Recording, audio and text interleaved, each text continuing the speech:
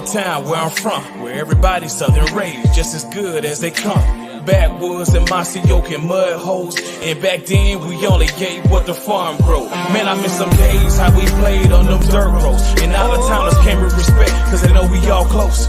Yeah, Southern pride, towing gun folks. Welcome to my city, I-75 South, just north of Live Oak. I'm from a city called Austin, Georgia, right on the border of Florida.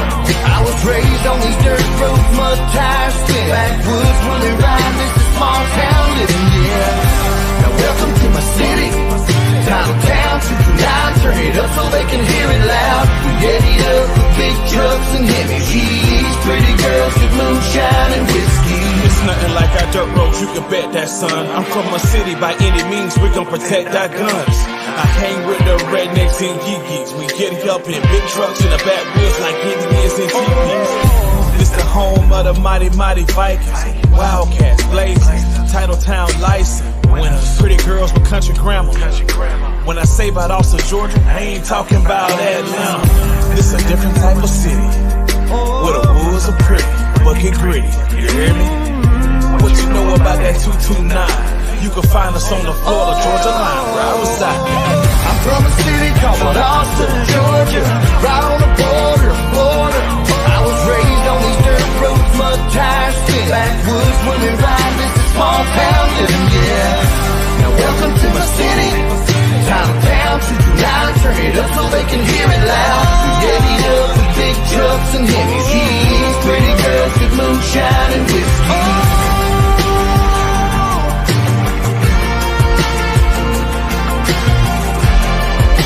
Moonshine and whiskey. Some folks really don't understand how important it is and never forget where you came from. You know, when I say Lowndes County, man, I mean Lowndes County. I'm from a city called Austin, Georgia, right on the border of Florida. I was raised on these dirt roads, mud tires, spin backwoods when they ride. This is small town living, yeah.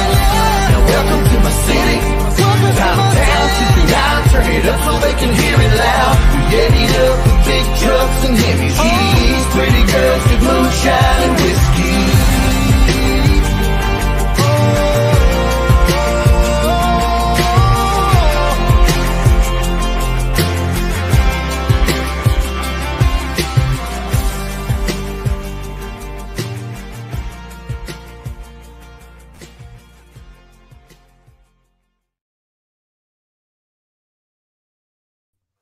What's up, Lowndes County? What's up, Valdosta, Georgia, and all these communities surrounding Titletown, USA? Welcome to the Viking Nation Live. There are three certainties in life. You know two of them: death, taxes, and here's the third one. On Thursday nights at 7 o'clock, you can be sure that you can tune in to the Viking Nation Live. With that said, I'm your host, Larry Godwin. Joining me in a little bit is superfan Chase Garnto.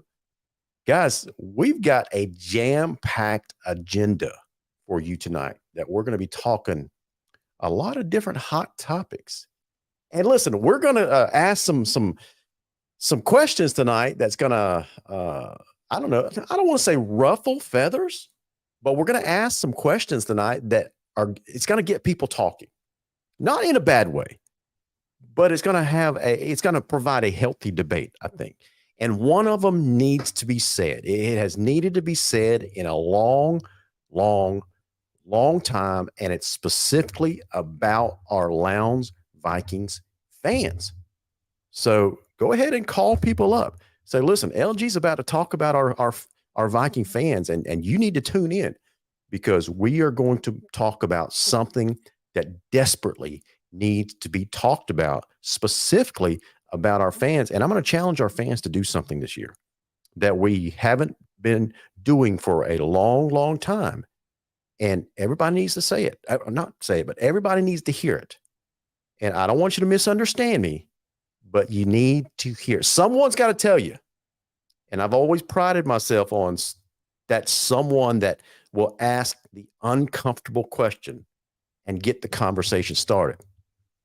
So welcome to the program tonight. Welcome to the Viking Nation Live. Before we get into that those topics of discussion. Let me go ahead and thank our sponsors. I want to thank Pepsi of Valdosta for not producing, but for sponsoring our show this year. They are title sponsors. They are the, I guess, awesome producers and distributors of Pepsi, Mountain Dew, Rockstar, Mountain Dew Energy, Mountain Dew Spark, and the new limited lime drink, Starry. So thank you so much to Pepsi of Valdosta for being our title sponsor for this year. Thank you to Kyle Conger at White Oak Investment. Yeah, I was kind of disappointed in the market today. Lost a little bit of money, but I've made a lot more this year than I've lost. And that is because I get some great advice from Kyle Conger at White Oak Investment.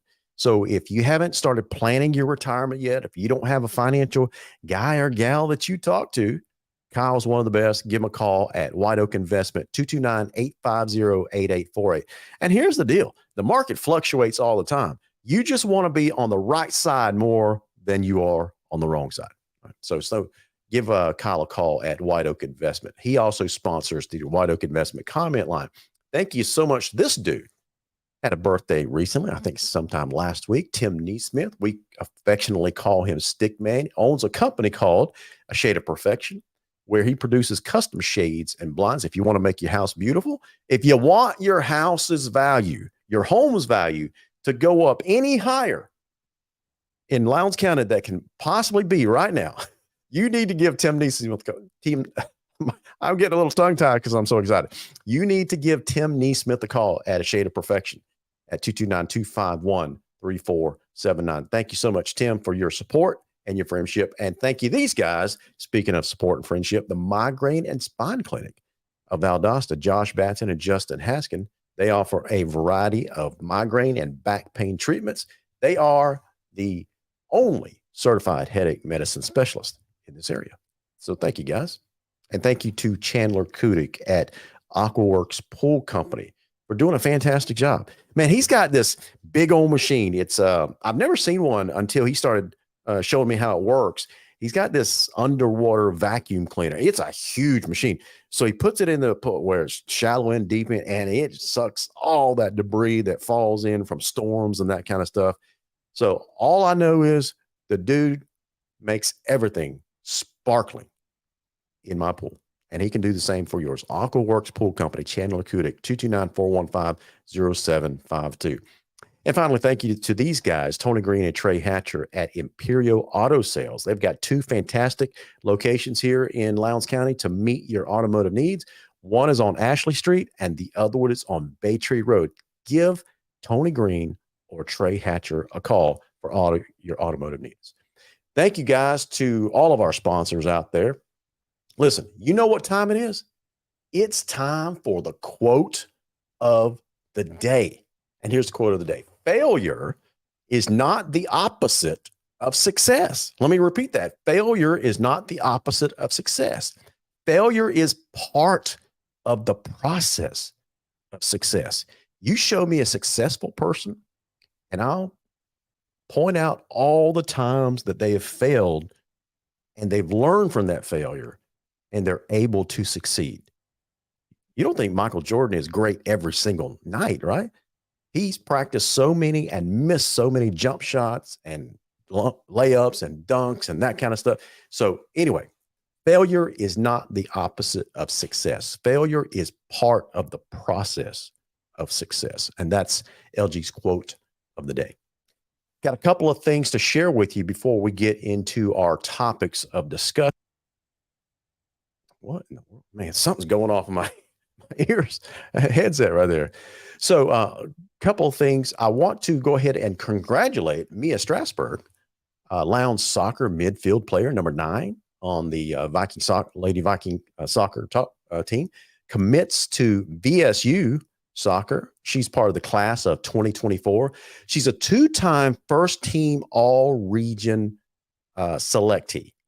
And she's also been selected to the second team all-region team at least once. So 3 times in her high school career, she's been either on the first team or the second team all-region team. And so she's entering her senior year. And so good luck to the Lady Viking soccer players, and good luck to Mia Strasburg at VSU. We also want to congratulate Anthony Carter. He's a Lowndes football defensive back, 5'10" defensive back, has verbally committed to Arkansas State, also part of the class of 2024. So he is a rising senior this year. So congratulations to these fine student athletes, and really looking forward to see how well they do in the future. Listen, you know how many days it is until we have football? Listen, football season is here. I don't know if you know that yet, but football season is here. School starts next week. Teachers have already reported back, and camp has gotten underway this Monday. It culminates tomorrow night at the Concrete Palace, where we have Meet the Vikings Day. And so we're counting down the days now, 7 days until the Tift County scrimmage and 15 days until kickoff versus Christ School out of North Carolina as part of the Georgia-Carolina Challenge. So with that said, in honor of that, let's go ahead. Mr. DJ, kick off the music.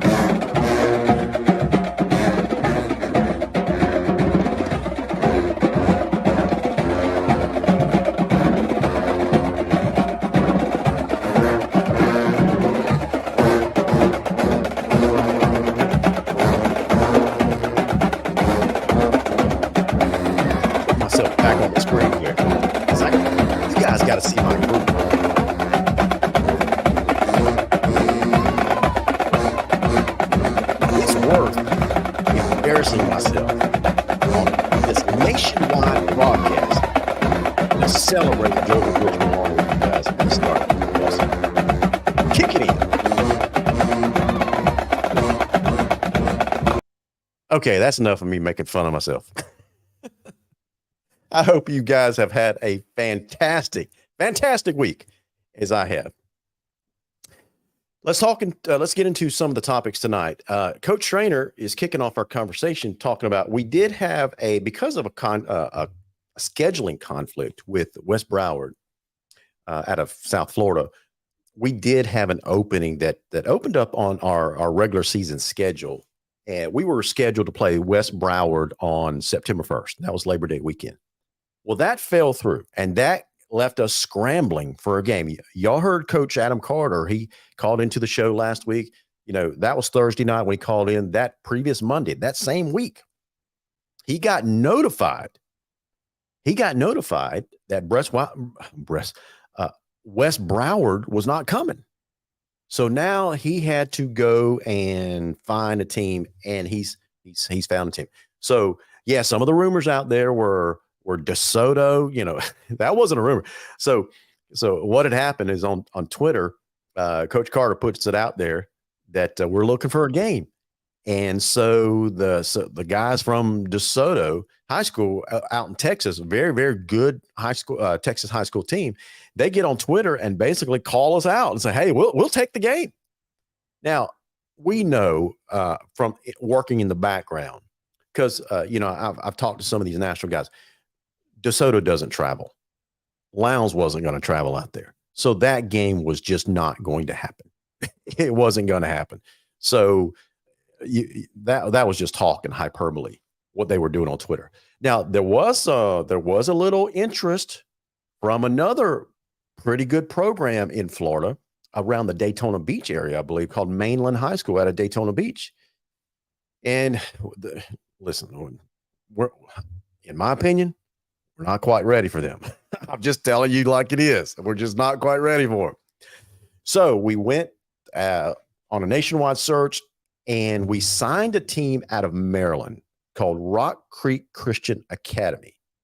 Now, last year I believe they were 6-3. Now, this is a brand new team.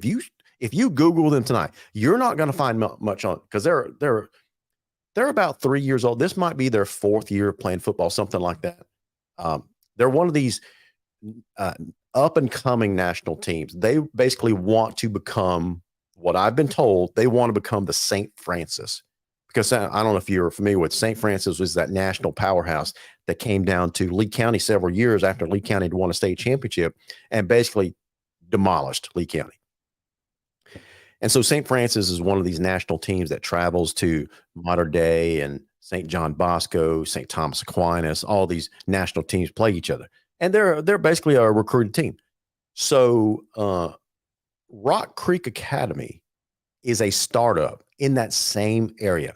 St. Francis Academy is out of Baltimore, Maryland. Rock Creek Christian Academy is out of that same general area. They're a Maryland-based team, so that gives you an idea. They're not going to be a powerhouse coming here, but they are still a high quality team, very high quality team. So this is not a team that you can take like. If I had to compare this team based on the limited research that I've done, if I had to compare this team, I would compare it to that team that came down here a few years ago and beat us. That was a Metro Atlanta team, ECLA, right? No, ELCA, East Landing Christian Academy, something like that. Y'all remember that team, right? We invited them down and they walked away smoking us. So we can't take these smaller teams for granted, especially Rock Creek, because they have some stellar athletes on that program. So let me go ahead and bring in our super fan, Chase Garter. Chase, what do you think about bringing in? Thank you, Candace. Eagles Landing Christian Academy. Thank you for bringing that up. Chase, what do you think about this team? You probably don't know very much about them. What do you think about going out of state and getting a team out of Maryland, Rock Creek Academy? Anytime you get to play a team from out of state, it's a good thing for the program, and it's a good thing for the Lowndes brand to be able to say that they're playing, at least some kind of predominantly nationally based school. I don't know really a whole lot about Rock Creek. I just saw where they put them on the schedule today, so I hadn't had a chance to do my research into them. So once I do research, I'll get back to you on that one. Gotcha. Okay. All right. So let me go ahead and ask you. You and I were talking about some of these hot topic questions that I had in store for tonight's show, and your attitude is like, "Dang, you really want to ask that question?" Yeah. So here's the question. We've got a pretty big game coming up. It's part of the Georgia Carolina Challenge that's going to be in Moultrie in a couple of weeks. And we play at 4:00. So here's the question that I have for you. Is the Lowndes fan base still a traveling fan base? And here's the premise to my question. Years ago, in our heyday, when I would go to an away game, before I got involved with the sideline and the taking photos and all that stuff, and I was just sitting in the fans, a regular fan, right? And I would travel with the team, and it was not uncommon. It was very common to see 2,500, 3,000 fans traveling with the team, right? And so we developed a reputation for being a very good traveling team. And in my opinion, that helped us win a lot of games. Yeah, it always helps. So do we travel like we used to? As long as it's a short enough drive for everybody where it's not too much of an inconvenience. Now, I already sense a yeah, but if it's close enough, we'll go. What about traveling to Atlanta, or later on this year, we're going to be traveling to Savannah area to play Richmond Hill. So do we still travel like we used to? In recent years, I would have to say no. Now, the Colquitt County game, we travel well too, because let's face it, it's 35 minutes for most of us. Yeah.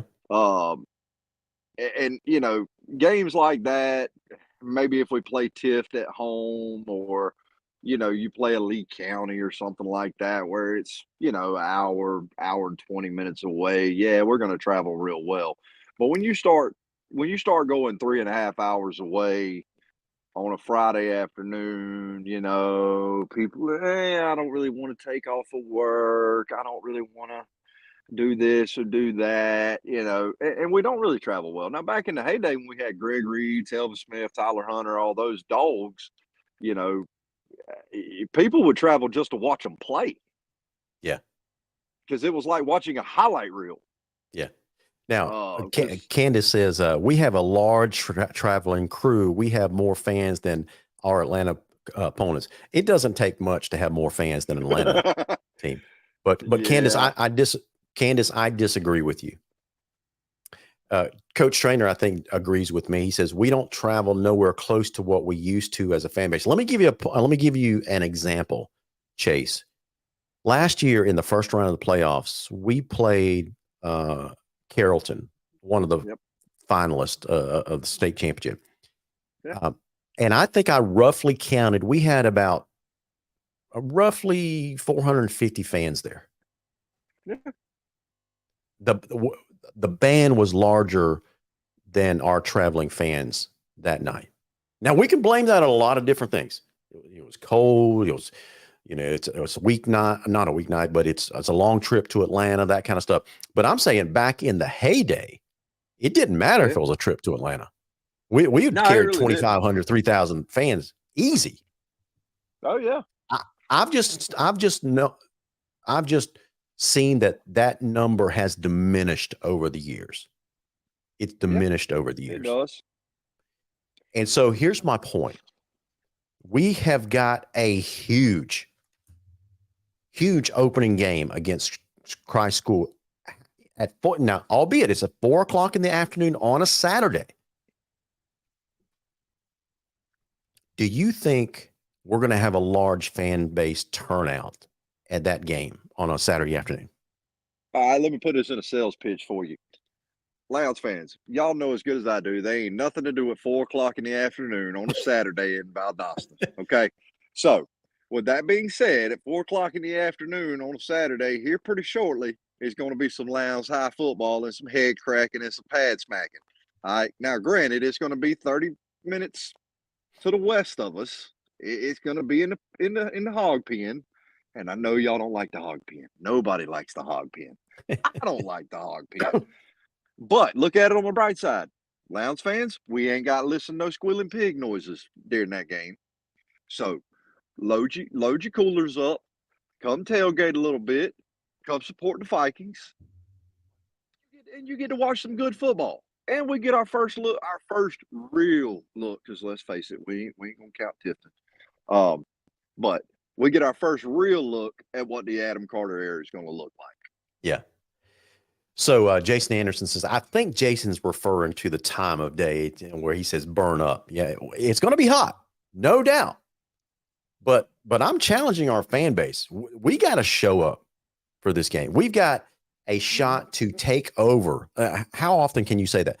We've got a shot to take over that visiting side over at MacTharp Stadium. And when it comes to anything Colquitt, I just want to outdo them. Yeah. Is that wrong? I just want to outdo them. I want to have more of our fans there to take over that visiting side.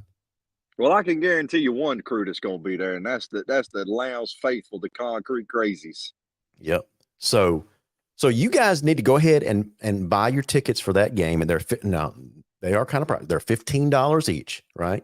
But for that $15, you get access to both games. The Lounge game against Christ School at 4:00, and then the nightcap, and that's going to be a really good game too. Colquitt versus Dutch Fork out of South Carolina, and that's at I think 7:30, 8 o'clock, something like that. I think it's at 7:30. But anyway, $15 one ticket will get you access to both of those games. So I want to see a large contingency. I want to see us get back to our winning ways, and one of those ways is you got to get over there. You got to start traveling with the team.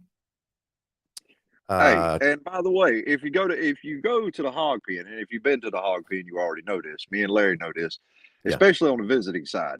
You can walk by and talk to me and Larry at any point yeah. from the sidelines because we're right there. Tell y'all what, y'all come over there for the 4 o'clock kickoff. Stop me and Larry, take a selfie, tag the Viking Nation in it, and post it up on social media. You can't get a better deal for $15. They get a picture with me or you.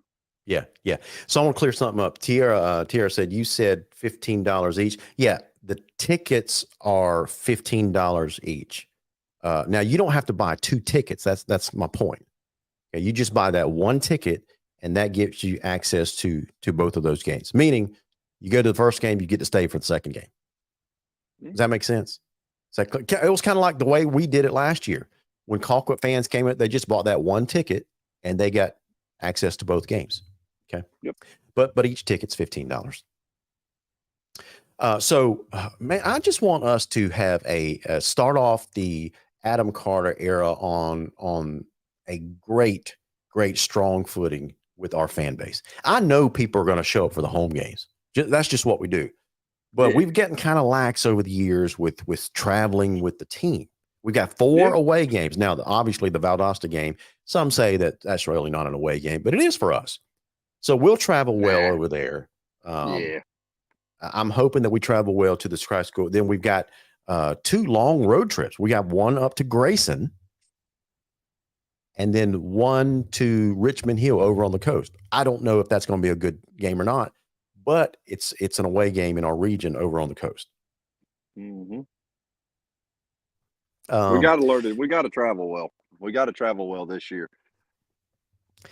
Yeah, Trainer brings up an interesting point, guys. By the way, if you're just now tuning in, you're watching the Viking Nation Live. I'm your host, Larry Godwin, along with our one of our super fans, Chase Garnto.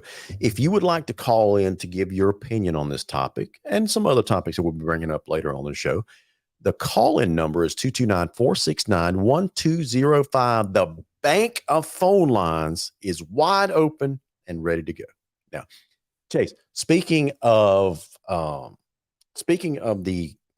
Christ School game, so the tickets are $15, but I have 2 tickets that we are going to be giving away the week of that game. We're not going to do it. We're not going to do the drawing tonight, but we're going to be giving away 2 tickets to that game, and we'll do that drawing the week of that game. Okay, I like that. Yeah. So anyway, hey, that's one of the pluses that you get here when you tune in to the Viking Nation Live. And so because of football season, as I promised earlier this year, because football season is starting, we're going to start our giveaways, our drawings once again, and we'll start that next week. Okay. Just in time for the Tift County preseason scrimmage. Trainer's got this interesting point. Let me go ahead and take this down from the screen. Trainer's got an interesting point where he says confidence in winning makes the fans want to travel more. You win a lot, it brings everyone out, especially the bandwagon fans. Fans from other teams used to come watch Lowndes in Atlanta.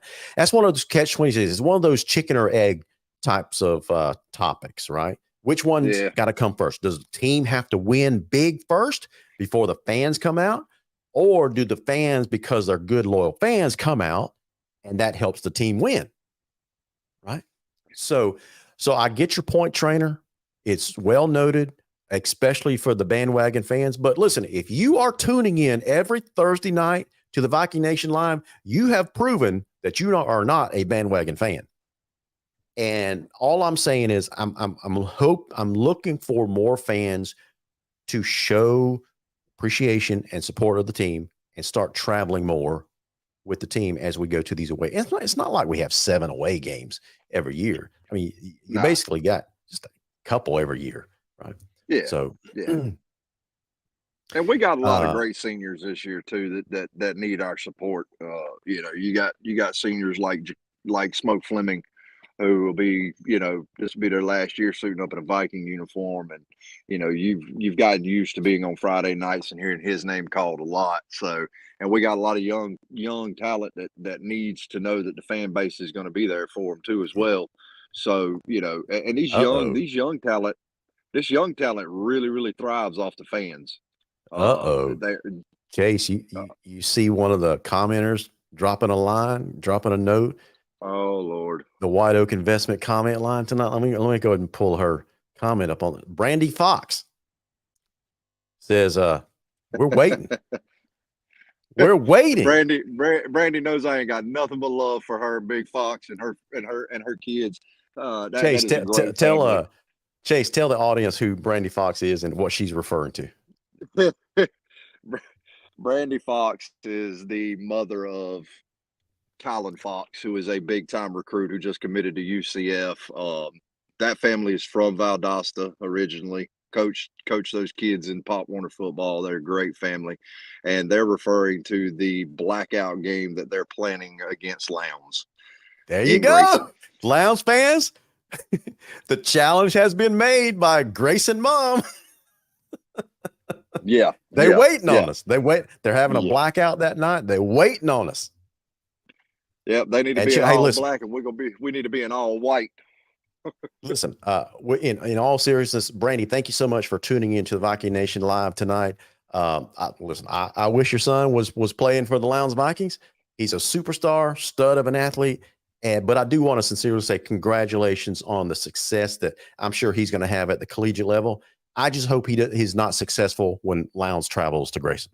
That's all I'm saying.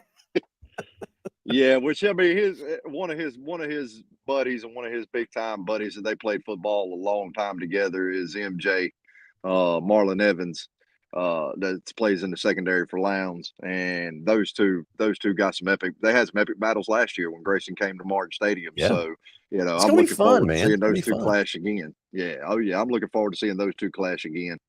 Yeah, so Marlon Evans is going to be on one island. Anthony Carter is going to be in the defensive backfield. He just verbally committed to Arkansas State. So we've got some talent in the defensive backfield. No doubt. Yeah, no doubt. And then you got the Tyler Parker kid who's just an athlete that they've moved to safety, which I'm telling you, if you're running down that sideline, you better keep your head on a swivel because that boy will take it off for you. Absolutely, man. Absolutely. So I think I've made my point. Everybody get up there to the board office, start buying your tickets for that Georgia Carolina Challenge game against Christ School, because we got to start traveling well again. There's just no doubt about it. Okay, so let me go ahead and get to our next topic. You know what started coming out this week? The Georgia High School Football Daily Newsletter. If you haven't signed up for this free newsletter from these guys, they used to be with the Atlanta Journal-Constitution, but they left and started this daily newsletter that they delivered during football season. And it is chock full of great information. They do a fantastic job of research. They really do. So we, as a football fan, we look forward to it every year. So one of the things they include in their newsletter that I look forward to every week are the Maxwell ratings. Have you ever heard of that, Chase? God. I hate those things with a passion. But that guy, Lauren, was it Lauren Maxwell? He's a mathematical wizard statistician. And he has put together these computer ratings, and they're not far off base. He's usually pretty accurate with these things, right? So he's come up with some preseason projections for the regions and how his computer thinks the regions will turn out. Remember, this is pretty valid to what we're talking about, because last couple of weeks we've been talking about where we think Lowndes is going to finish in the region, right? And where these other teams. So one of the cool things about Maxwell is he not only projects what he thinks the end result is going to be, he gives you a projection of what he thinks your record is going to be. Yeah. So I'm going to throw this up on screen, and I'm going to throw the Region 1 projections that he's made and the Region 4 projections that he's made. Brandy, you listening? That's part of your region. Grayson's part of Region 4. And I pick on those two regions because the first round of the playoffs, it's going to pit Region 1 against Region 4. Okay, so I'm going to throw both of these regions up on the screen and show you what Lauren Maxwell projected. Here we go. Region 1, he says Colquitt County is going to finish the top of the region, and they're probably going to have what looks like an 8-2 record. Okay, man. I would love to see who he thinks that Colquitt's going to lose to. I'm sure one of them is going to be Lowndes. He's projecting Lowndes as the second seed with an overall record of 6-4. Now, that's a long ways from what I projected just a couple of weeks ago. I projected an 8-2, possibly 9-1, and an outside shot, a way outside shot of running the table. What do you think, Chase? Look, I said early on that, outside of Colquitt, I don't see anybody in the region really beating Lowndes. Yeah. Valdosta's defense is going to be weakened up front, not going to be nowhere near as dominant as they were last year. Now, granted, they'll have a good defense like they always do. It's Valdosta. But that defense from last year, just that front three could just get after you. It didn't matter who you were. Yeah. But they're just not going to be as dominant due to some various different reasons. But Colquitt County, and I really gave Lowndes a pretty good shot at beating Colquitt County just because they're playing at home. Yeah. And it's always a good game when Colquitt and Lowndes play at home. Yeah. I mean, there's been some absolute barn burners of games when Colquitt's come to town. So I really think Lowndes can run the table this year in the region, at least win the region championship. That's right. And so if you'll notice to the left there, it's got class rank. That's what he's projecting them as preseason in its preseason ranking. So the class rank is Class 7A. The state rank is all classifications, right? So he is saying Lowndes is starting season off according in his poll ranked number 11, just outside of the top 10. Man, that's a pretty good starting point in my opinion. Yeah. So he goes on to project Valdosta finishing third in the region with about a 6-4 record as well.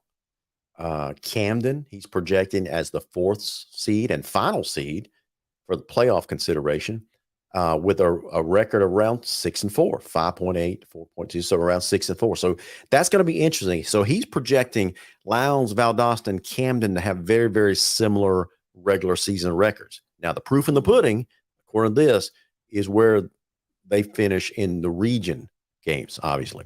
So he thinks overall they're going to finish around 6-4. Okay, so Richmond Hill, he's got it rounded out at around 3-7 final record. Now, here's what Region 4. He's projected Region 4 Grayson as the number 1 seed with a 8-2 record. Parkview, the second seed with a 6-4 record. Brookwood, 6-4. Newton, that's interesting. So he's picking Newton to finish above Archer. So Newton, the 4th seed, at basically 5-5. Archer and South Gwinnett rounds out Region 4. So if this holds true, and we got a lot of football to play, right? So this is just the preseason projection. But if it turns out this way, it would basically match up Lowndes hosting Brookwood in the first round of the playoffs. I'd like that matchup. So anyway, he's got Lowndes with about a 94% chance of making the playoffs. And so that, it looks like Lowndes is starting off with a lot of respect in the state. Given where we've been in the last couple of years, I'll take it. I'll take this kind of projection preseason. Absolutely, because after the way it ended for us last year, I really didn't expect them to give us that. So I'll take it. I don't like it, but I'll take it.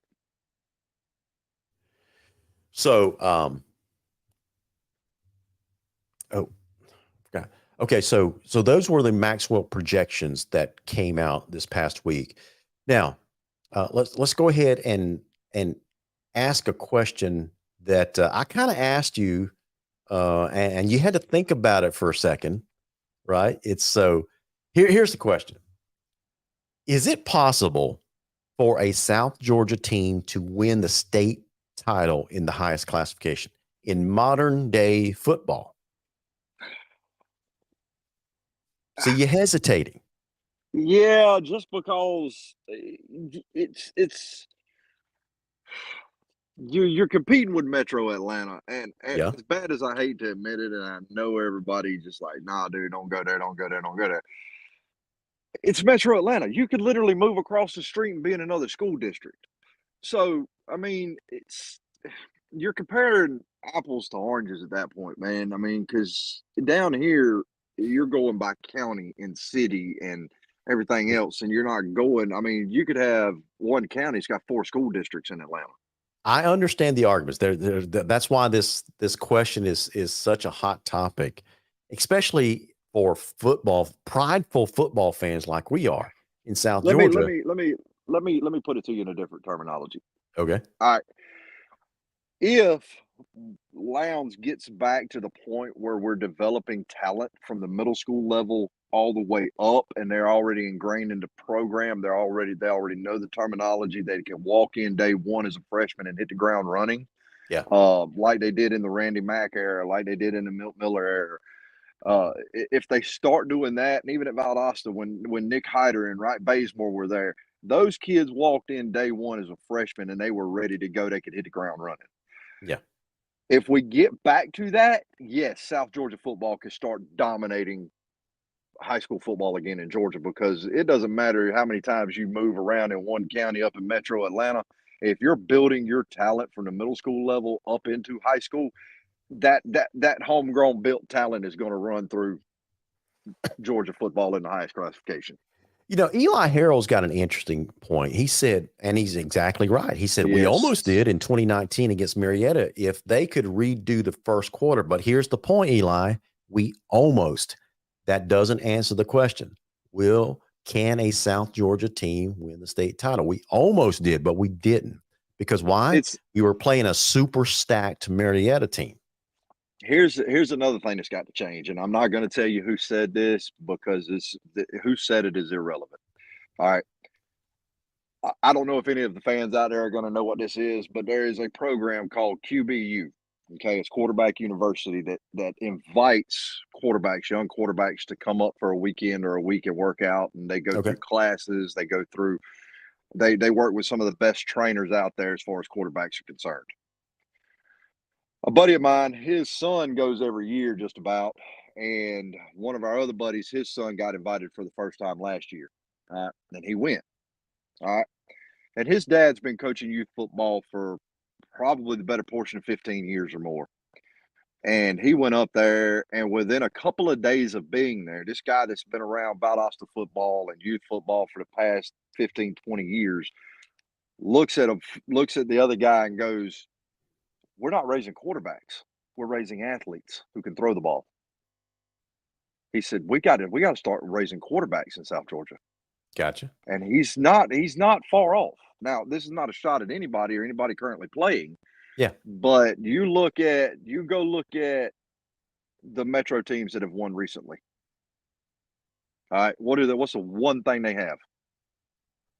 They have a quarterback who can read a defense, make adjustments at the line, and can flat sling the football. Well, I was going to say super stud 5-star athletes, but I get your point.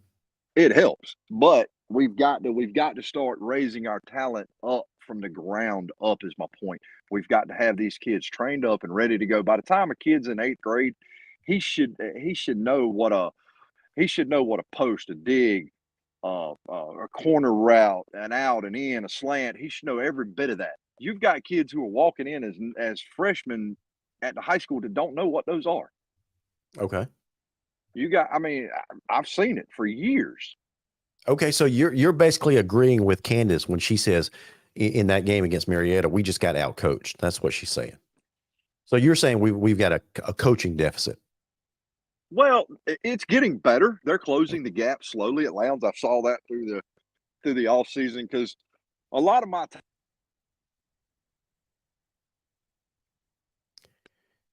Chase, your sound just cut out.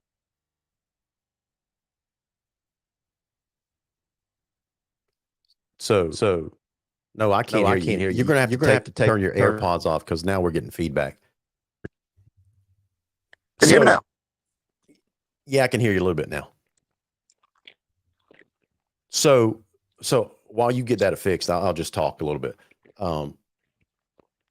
I don't think we have a coaching problem. Now, we could have had a coaching problem in that game that we're talking about in Marietta. But as far as South Georgia teams in general, remember that There we go. my question was a general question as South Georgia teams, not necessarily Lowndes. No, South Georgia teams as a whole, but I mainly, So I go around and I talk to middle school football, and well, talk to them, but I go around and I watch middle school teams and I watch them practice and I watch everything like that. And I have noticed that, especially this year, uh, a lot of what the middle schools are doing are mimicking what the freshmen and the high schoolers are doing. So that's going to make a difference long term for Lowndes. But yeah, that's what everybody's got to get back to. And if we get back to that, yes, Lowndes can have Lowndes, Valdosta, South Georgia teams, Colquitt, Lowndes, Valdosta, Tift, Lee. They can all win state titles in yeah. modern day football. Absolutely. So as I was growing up, especially when I became a little bit older, started following high school football teams in this area, I was always told that this is before the rise of the Metro Atlanta super teams. I was always told that we've got some good athletes down here, good ball players, but not stellar ball players like they had the numbers up in Metro Atlanta. But what usually made the difference was our coaching down here was better than the Metro teams. Now, I would submit that in the last decade, the coaching now in the Atlanta teams are just as good as down here. I mean, the coaching is on, it's basically equalized now. Would you agree with that statement? Yeah, it is. It is. The coaching scene in Metro Atlanta has gotten much better in the past 15 years, 15, 20 years. And it's been on the steady rise. I mean, you look at your Bufords, your Graysons, your Mariettas, you look at all those schools, and you've got to immediately look at the head coaches who have had success there. Yeah, It's been a stable of head coaches that's gone through there and had tremendous success. Um, but you know, how do I put this? These Metro Atlanta teams are stacking teams full of studs. Okay, but are they really that good, or are they just stacking them full of studs so that they got a lot of hype around them and they can sure. walk in and kind of intimidate off Jump Street? Yeah, But I will say this: if these South Georgia schools will get back to playing for a lot more school pride and a lot more community pride, it'll go a lot differently. I can promise you, because when the chips are stacked against you, and you're playing for something other than yourself, yeah, you play different, you hit different, you move different. The team rallies differently. yeah, Um, and that used to be a main thing for Lowndes and Valdosta and your Colquitt counties, your Brooks counties, your Thomasvilles. They played for something greater than their self. They played for the community, and that's the one thing that has got to get back to in South Georgia football. absolutely. Hey, let me just take a little detour. Put this conversation on hold just to address something. There's a little, not a full blown debate, but a little minor debate about the championship game against Marietta. What do we have conservative play calls, that kind of stuff? In my mind, Chase, the reason we lost that game was two things. The Marietta defense did something against us that we hadn't seen all year long. Ja'Cory Brown was the quarterback, and we were used to teams having a spy on him. Mm-hmm. But you know what Mhm. Marietta did that night? They had two spies on him.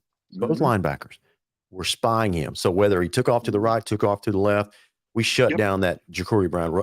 They shut down that Ja'Cory Brown running game. Now, what made it worse, and this is probably the most important thing, was Gary Osby got injured Mhm. earlier in the playoffs.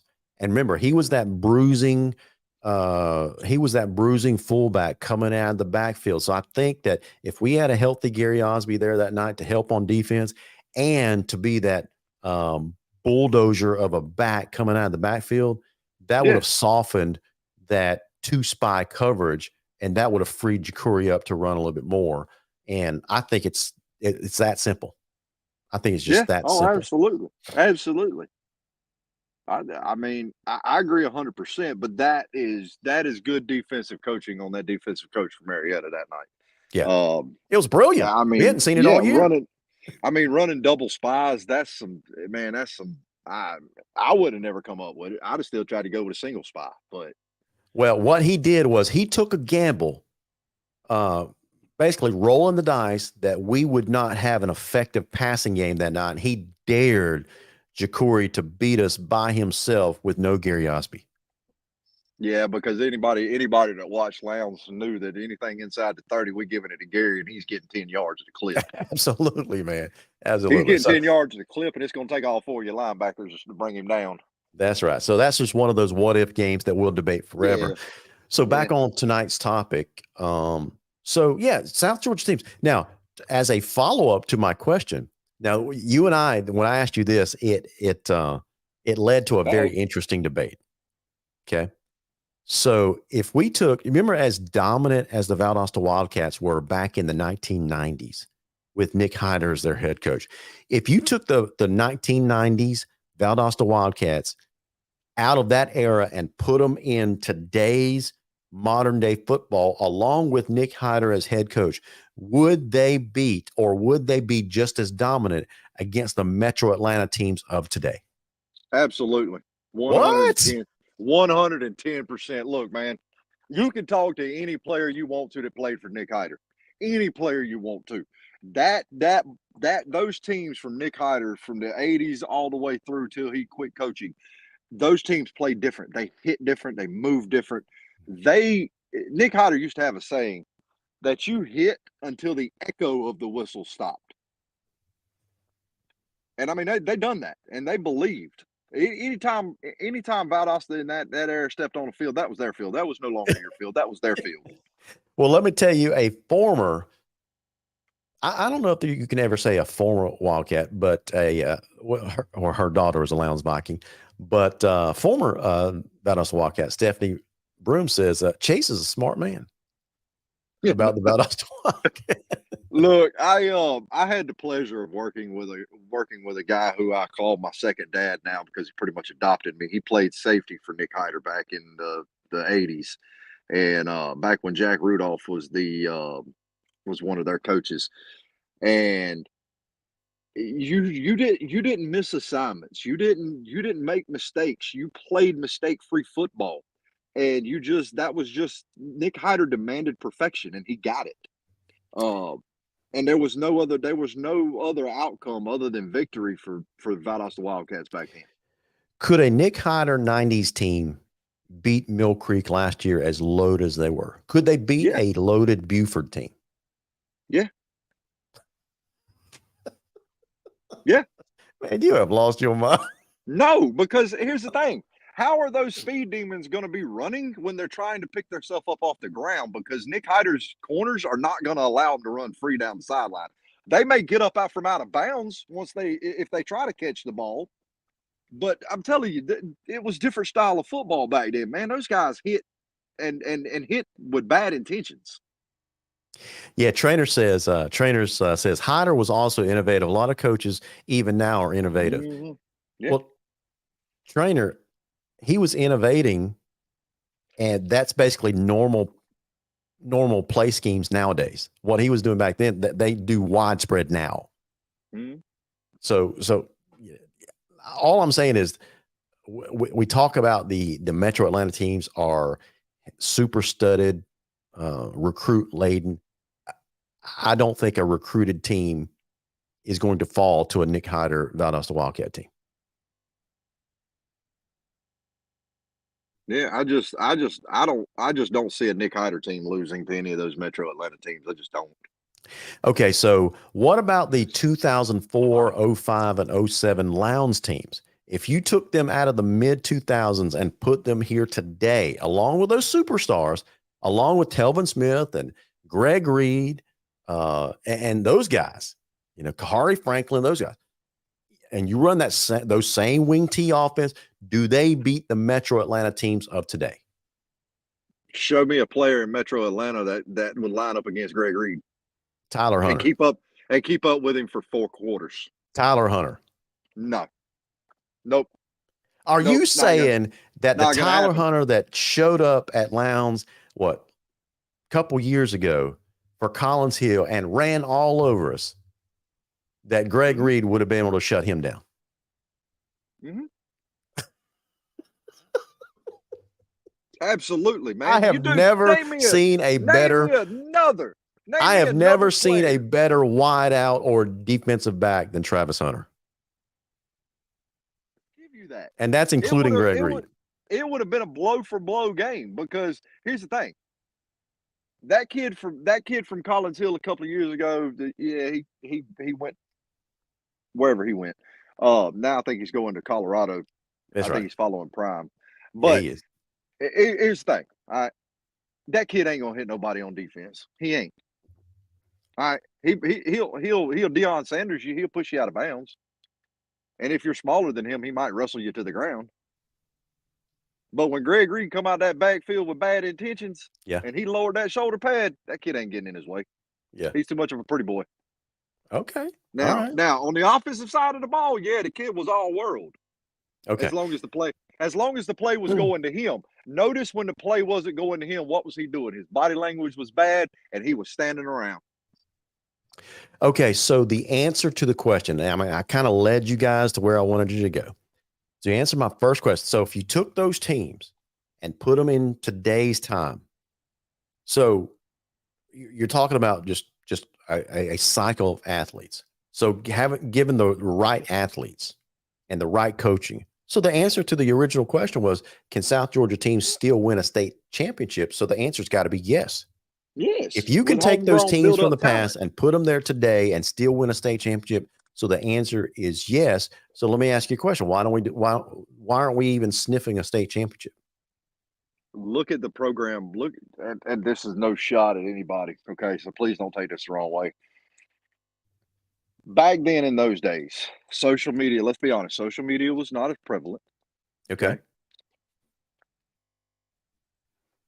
Tyler Hunter, Greg Reed, Telvin Smith, Kari Franklin, all those guys, what was the one thing they were playing for?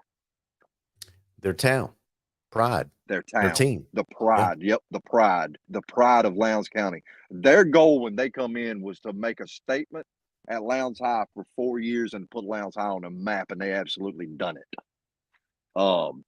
And when you come in with that kind of mentality and that kind of pride and that kind of a chip on your shoulder, I keep saying this, but it's true. You play different, you move different, you accomplish things different because you look at how many times when Jakari was playing. Look at how many times Jakari loaded the team on his back and just took them with him.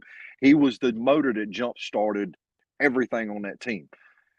You've got to get back to the whole team has to be the motor that jump starts it. Okay. So as soon as we get back to that point where if you take away one, we got another answer. If you take away this one, we got another answer. If you take away this one, we got another answer. Because back then that was the way it was. Now, if you take away one, do we really have an answer? Yeah, Trainer brings up a good point. He says those Lowndes teams shut down players like Tyreek Hill back in the region of doom days. Trainer, I'm right there with you, but Tyreek Hill was a special talent, but he was still one guy. These loaded Atlanta teams, I'm arguing, are loaded across the board. They're more than just one guy. If you took a look at the Mill Creek team last year, they were more than just one guy. From the quarter, I mean, it wasn't even a stellar quarterback either, right? He was just a good quality quarterback, but he was delivering the ball like some of the best quarterbacking I've ever seen because he had fantastic athletes to throw it to. Yeah, you want to see a stellar quarterback. Look at Carrollton. Absolutely. I mean, that guy's phenomenal. That kid is unbelievable. Yeah. So what got me thinking about that question is earlier this summer, we were talking about one night the topic of recruiting, right? Recruiting and transfers and that kind of stuff. And there were some people that had either called in or put comments on, and one of our fellow super fans, Billy Pearson, he's saying all the time that because of the recruited, in his words, because of the recruited super teams of the Metro Atlanta area, that Lowndes will never win a state championship again. And many people agreed with him. Yeah. I can see why. But now let's now Valdosta fans, Lowndes fans, I know I'm finna make y'all mad with what I say. Okay. But if we could take Lowndes and Valdosta football and combine the two, name me a Metro Atlanta team that would beat us. Yeah, but we can't do that. I mean, it's a Why great can't we? it's a great Oh, we hypothetical, but could. no, We could. even Legally, if we we could. consolidated school systems, we're not going to do. You're still going to have 2 high schools and possibly You would 3. have you would have 2 high schools with everybody that want to play football at one. We'd be the new. Hey, we'd be Candace the South says, Florida Metro Candace makes Atlanta. a good point. She says, we have to keep up. We've been left behind. So We're playing guys, catch up. both of you are saying the same thing. We all have to be rowing in the same direction, right? Yes, yes, yes. See, I think a lot of what happened. You want to know why South Georgia football fell behind?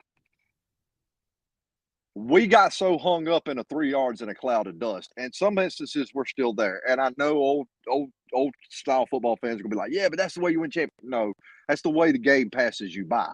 We were so hung up on the wing tee and the run game till it just all these other teams started throwing the football and we couldn't keep up. That's what happened. Oh, that's a pretty strong point of view there you got there. That's what happened. All right. But we just there for a while. The reason we were able to make those deep playoff runs and those deep pushes because we just out athleted everybody. Yeah, yeah. All right. So listen, in the last segment of the show, we're going to transition into talking about some important discussions that's going to be coming up with the GHSA. They've got a new trustees meeting that's coming up next week. And they're going to be talking about, and I think they possibly will be taking a vote on something that could affect recruiting. Okay. And that's at the middle school level. So check this out. I'm going to put it up on the screen. Let's see. All right. So here's one thing. So a GHSA meeting coming up. Proposal to mandate a 2-year sit-out period. 9th and 10th grades for any middle school student athlete who does this. So think about a 7th or an 8th grader that basically violates one of these rules that we're about to go over. They have to sit out varsity eligibility for 2 years, their 9th and 10th grade years. And here's what they'll be guilty of. So this is a proposal that's being put forward. And this is basically a holdover that something that was tabled back at one of their meetings back in April. So they're now revisiting. They've had several months to discuss it. And now this is going to be a proposal. So one, the middle schooler, if they attend a skills camp, a combine, or an official visit set by schools to host student athletes and transfers to a school where any of the coaches working the event are employed. Did you catch that? So let me ask if I'm understanding this correctly, LG. Yeah. So if a middle schooler attends a camp at Colquitt County, okay, whether it may not be ran by Colquitt County, it may be ran by some guy who went to school there and now playing college ball. Yeah. All right, and he attends a camp there. And it's worked by some Colquitt County coaches and some Lee County coaches and some whatever else. Yeah. Right? And he transfers in a year or so to Colquitt County. Correct. He then has to set out 2 years of varsity eligibility. Yes. Now, there's a word that y'all are missing. It's that word feeder. Look at that.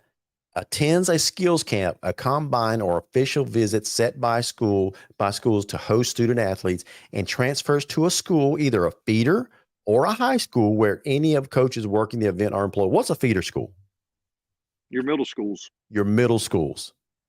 So let's say you got a kid from Cook County, goes to a camp that is worked by a coach that, let's say he's in the 6th grade, 7th grade. Okay. And he goes to a camp that is worked by a Lowndes middle school coach. So later on, he decides to transfer to a Lowndes middle school and where that coach is working, right? According to this rule, he's got to sit out his 9th and 10th grade years. There's got to be something we're That's missing pretty there because harsh. That is I pretty don't harsh. I don't really see that. I don't know. It may pass, but I just don't see it. I don't. I think that's. I don't know. There's, man. There's a whole lot of if, ands, or buts, and there's a whole lot of loopholes and everything else. So if, and I'm just using this as so if a kid from Lowndes goes and attends a camp at Colquitt County again. Okay, Yeah. and it's being worked by Colquitt County coaches. He's over there getting work.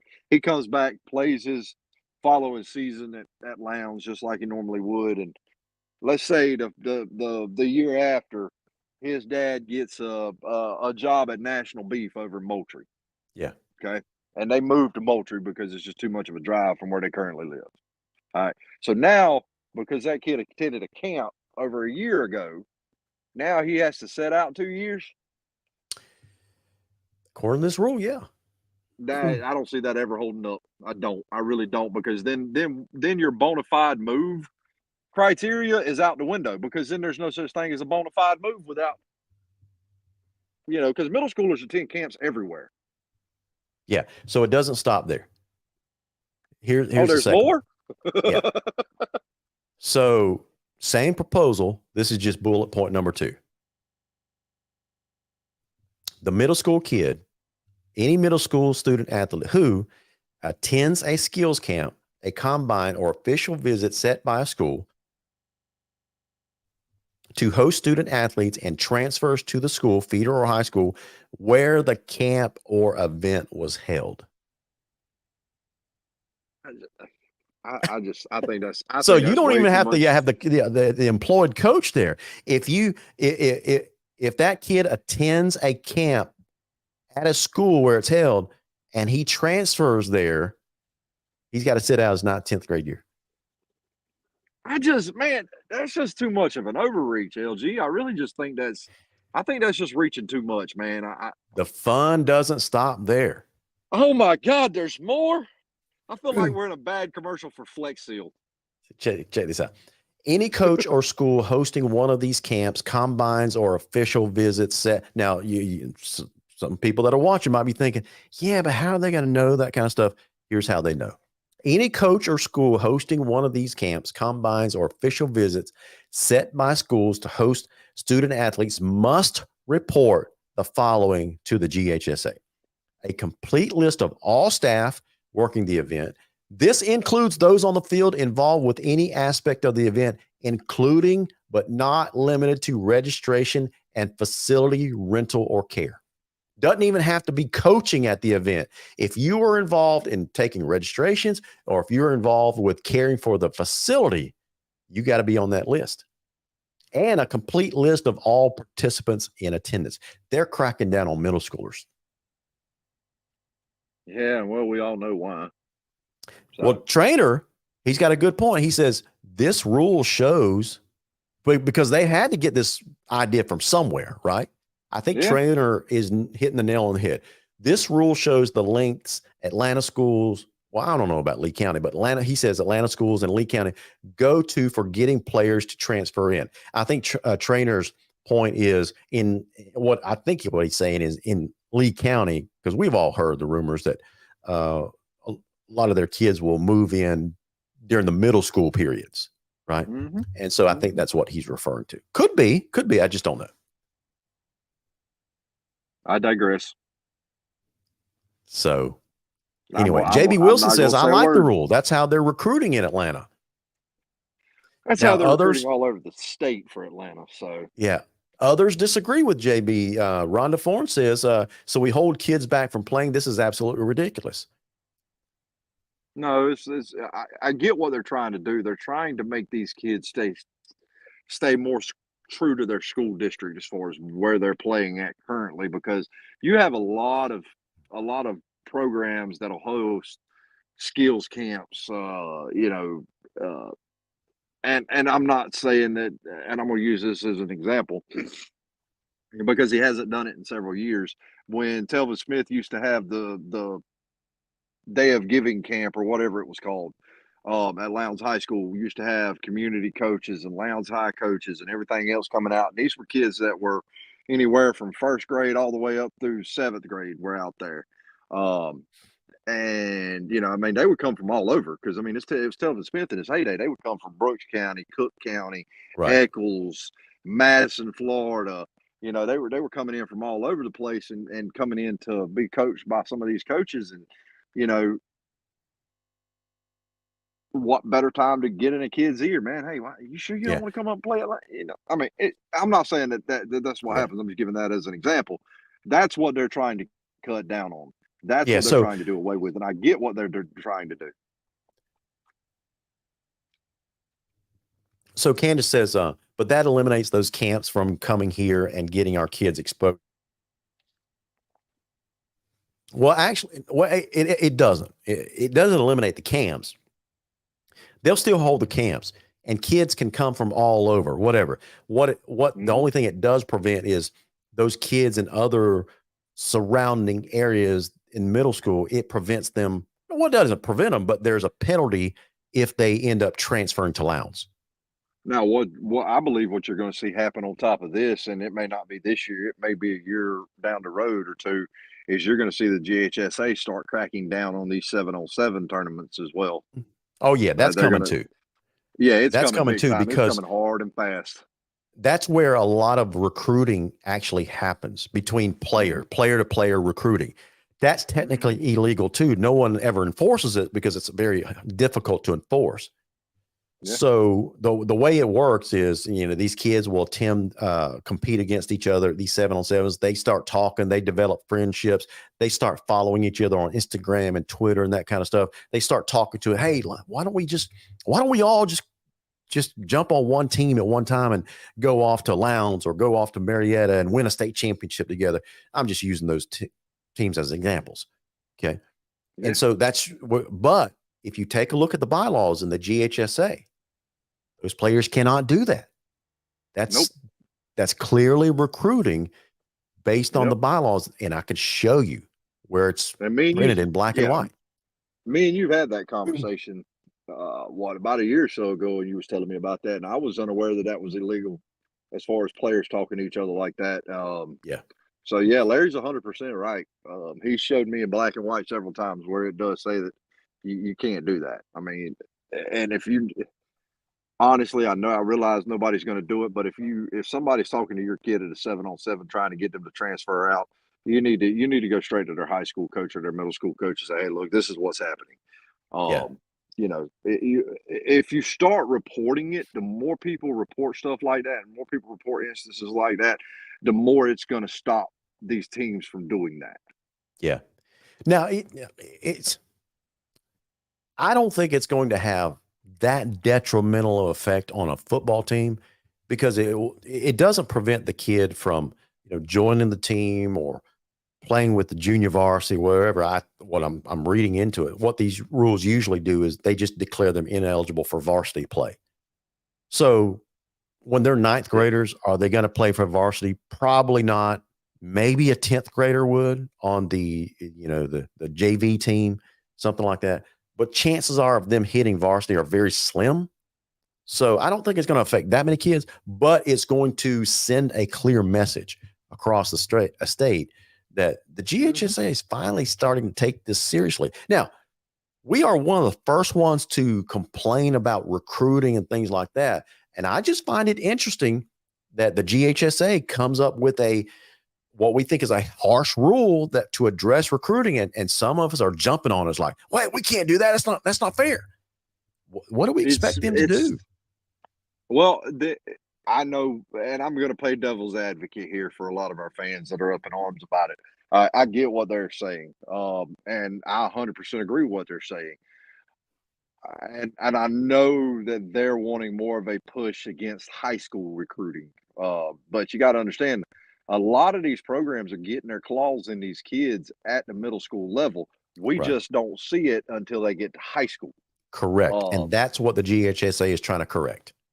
Yeah. Now, do I think? Never mind. I'm gonna say it like this. Do I believe that the GHSA is going to self-police inside of the circle of Metro Atlanta? Probably not. Yeah. Do I believe they'll police Lowndes and Colquitt County and Valdosta and Tiff and Lee and all. Yes, 100%. Yes, they will police us. You can bet.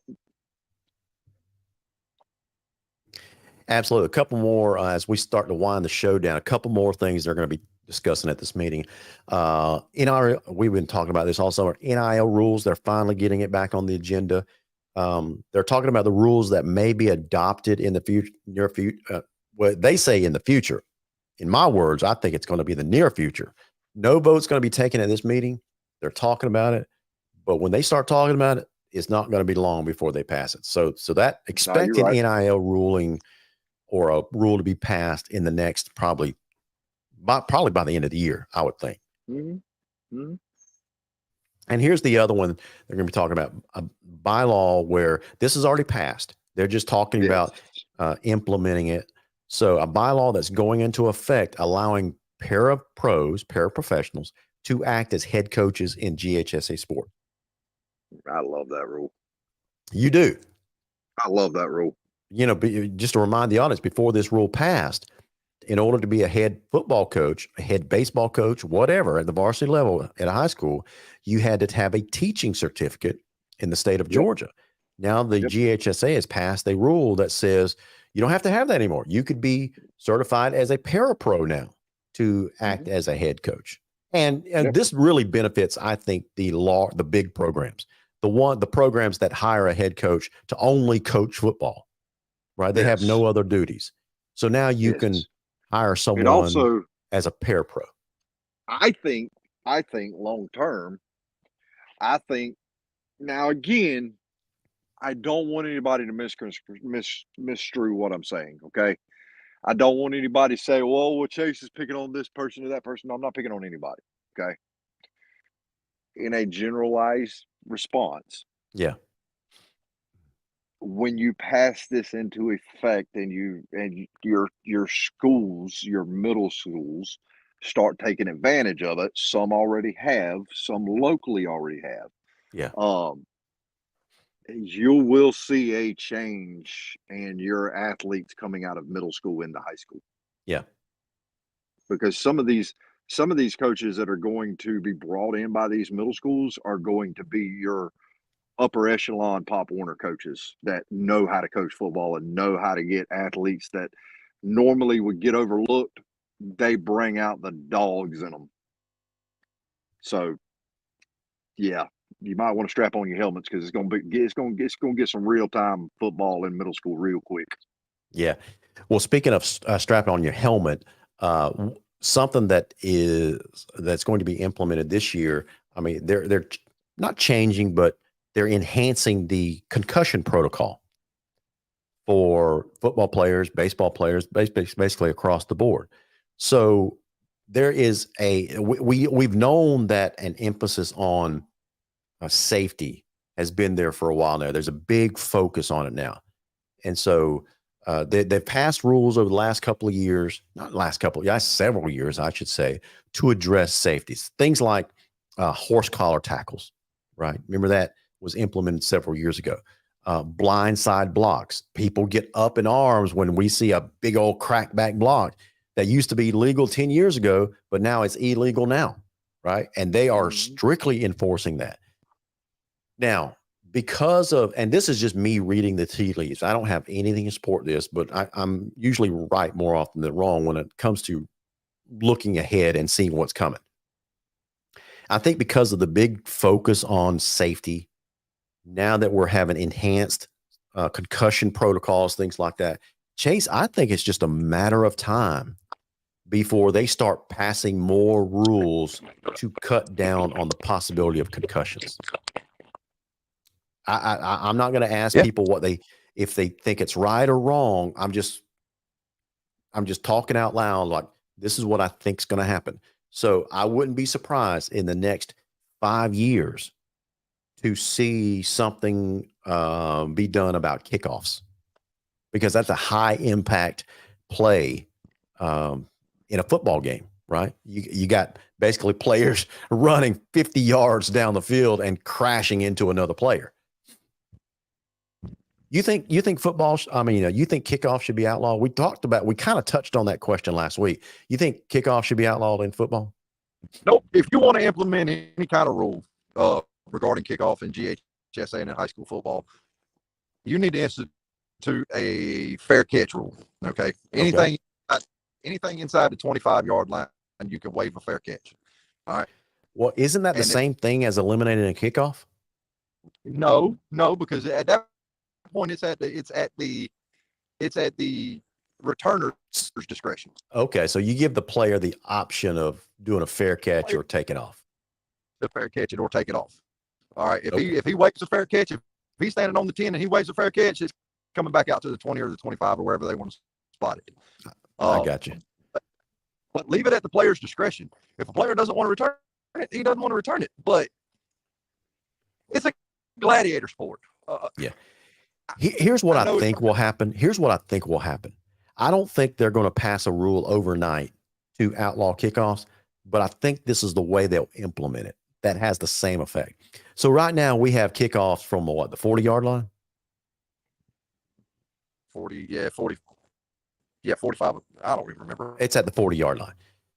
So I see them moving that up to maybe the 45-yard line.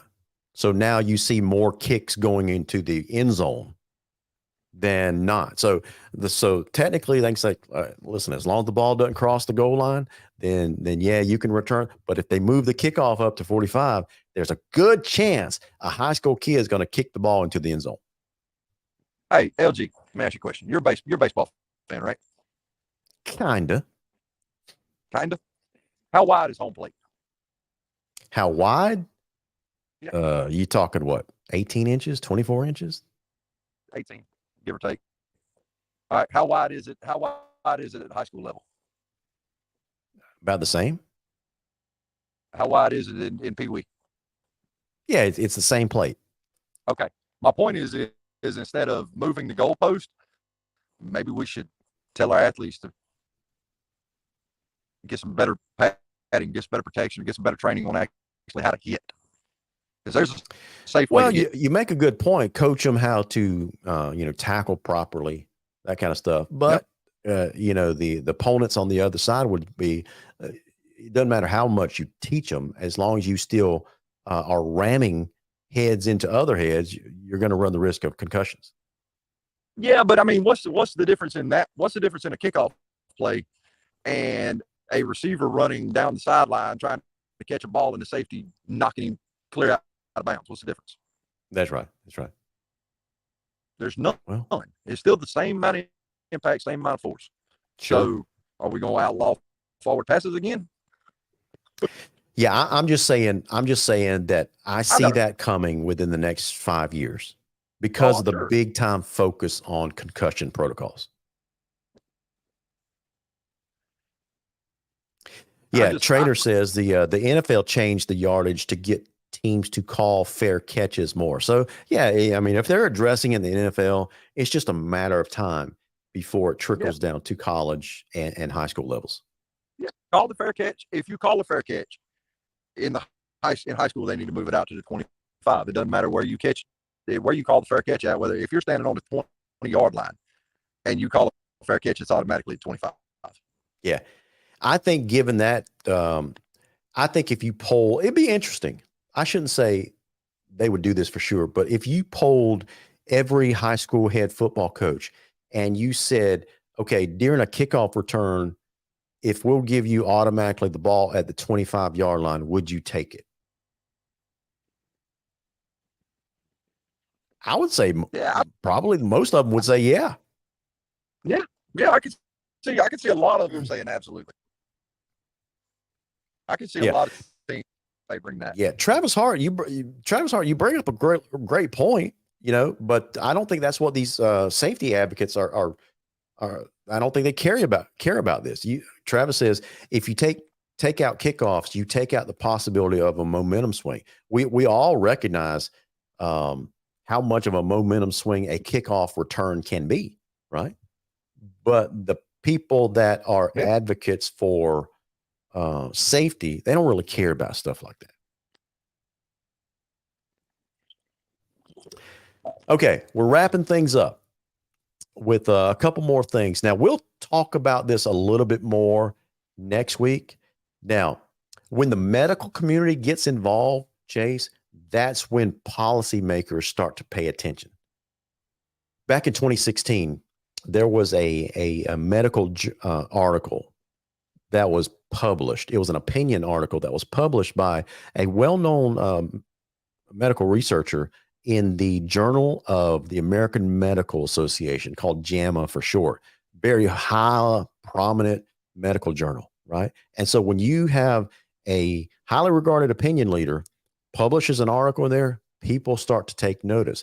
And that's about the time you started seeing these concussion protocols get put into place, that kind of stuff.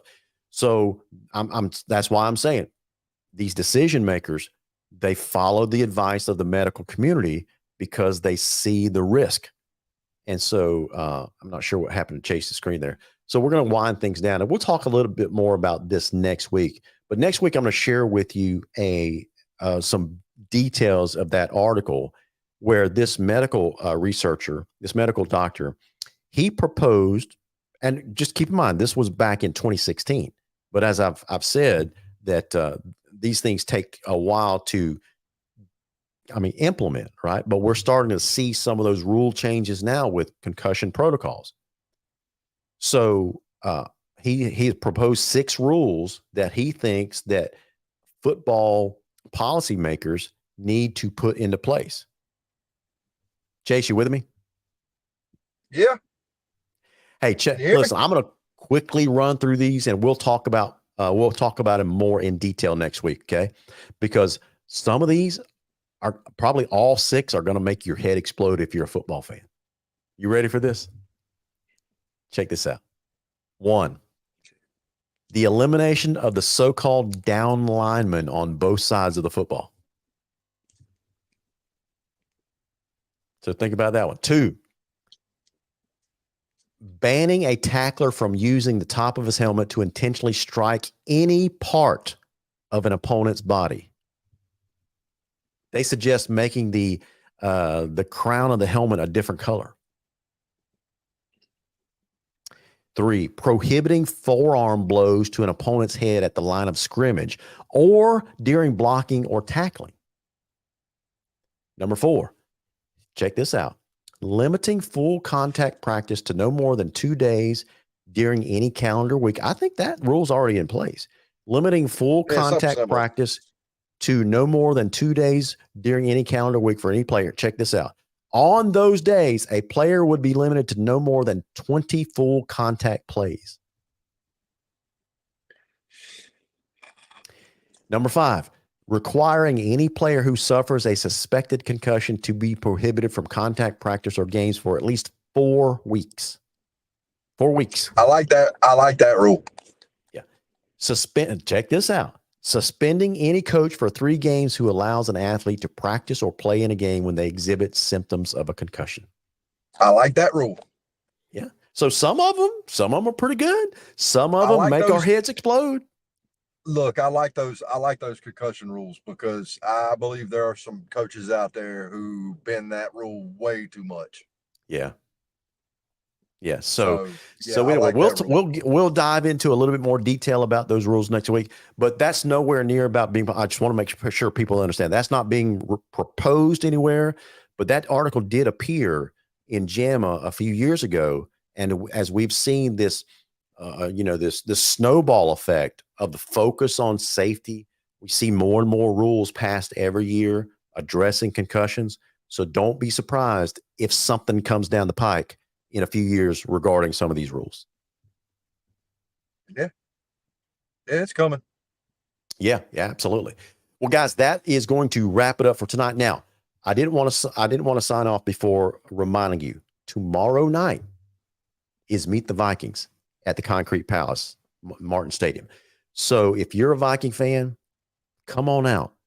We're going to introduce the middle school ballers. We're going to introduce the band, the cheerleaders, the Little Vikings, the varsity team, and then we're going to have an intra-squad scrimmage shortly after that. So y'all come on out. We're going to see the first rendition of the Adam Carter Lowndes Vikings. So y'all come out. That's going to be at 5:30 tomorrow night at the stadium, and there is no admission charge. So y'all come out, enjoy a time with a few thousand of your other rowdy Viking friends.